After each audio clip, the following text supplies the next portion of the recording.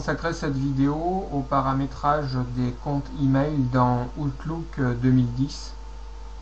Alors aujourd'hui, c'est très fréquent d'avoir au moins 2 boîtes mail.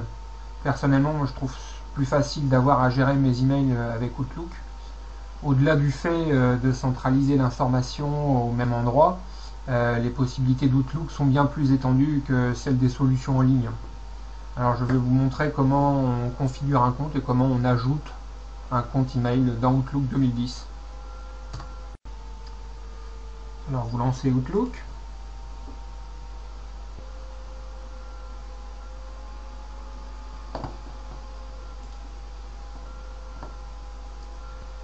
Vous cliquez sur l'onglet Fichiers.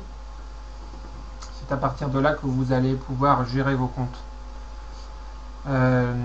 Alors, si vous avez déjà un compte de configuré et que vous voulez en ajouter un, vous cliquez simplement sur Ajouter un compte. Alors, je vous conseille de faire la configuration manuellement.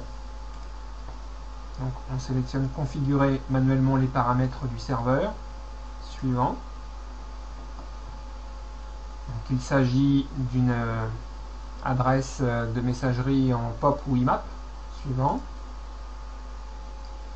À partir de là, vous allez renseigner le nom sous lequel vous voulez que ça s'affiche.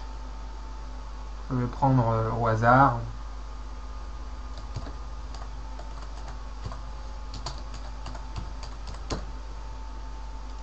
Ensuite, l'adresse email.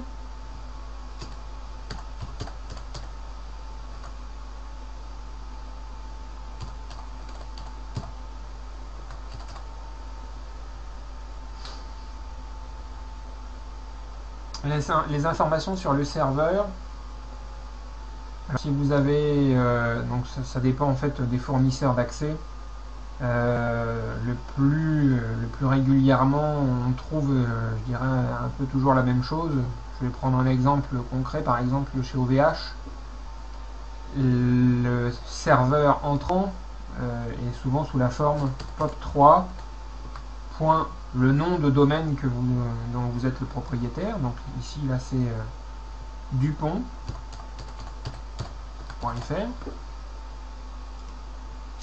Et le SMTP, c'est la même chose, smtp.dupont.fr.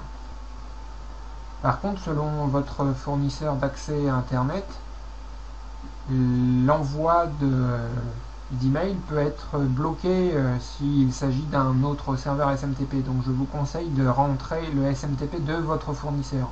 Si vous êtes chez Free, par exemple, smtp.free.fr.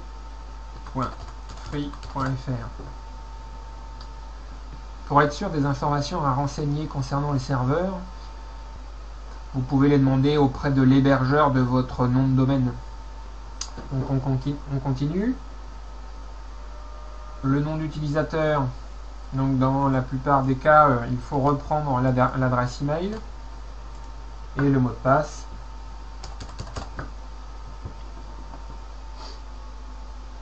Vous allez pouvoir tester les paramètres du compte et vous allez vite voir si les informations passent bien. Alors concernant le fichier de données, moi je vous conseille d'utiliser le fichier de données qui est déjà existant. Celui qui a été créé pour la première boîte email, ce qui va vous permettre de stocker tous les emails au même endroit. Donc vous sélectionnez fichier de données Outlook existant, parcourir. J'ai personnellement placé ce fichier à un endroit particulier. Chez moi, je l'ai mis dans mes documents, mes emails. Voilà, je retrouve mon fichier Outlook. C'est OK.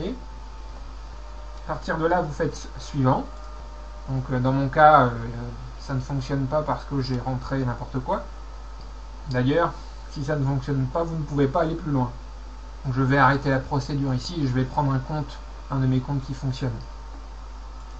On les retrouve dans paramètres du compte, dans mon compte par défaut. Vous pouvez voir ici en fait l'emplacement du fichier outlook.pst, là où sont stockées toutes les informations qui concernent aussi bien les emails que les contacts.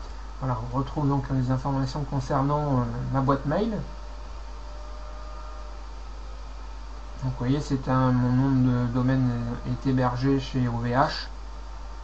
Donc on retrouve ce type de configuration pop3, le nom de domaine. Voilà. Ainsi donc, tous vos comptes email vont apparaître dans cette liste. Et tous les emails seront reçus dans un endroit unique, dans ce fichier Outlook. Il vous sera facile à partir de là de créer des règles qui permettront de ranger automatiquement les emails là où vous le souhaitez.